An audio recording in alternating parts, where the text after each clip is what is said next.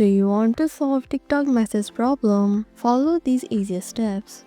There can be several reasons why there is a problem with the TikTok message. First, you need to be over 16 years old to send or receive message. So, if you have an incorrect date of birth, update it. If that's not the case, check whether your app is updated or not by going to the Play Store. Click on the search bar at the bottom right corner of the screen.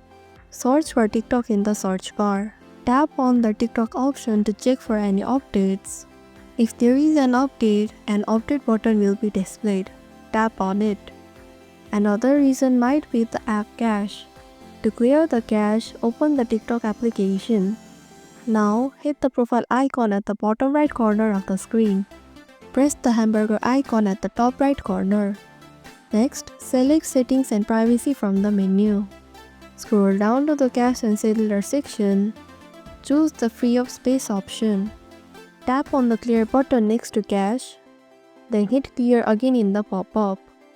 Even after following all these steps, if the problem is not solved, uninstall and reinstall the TikTok app. This is how you can solve the TikTok message problem.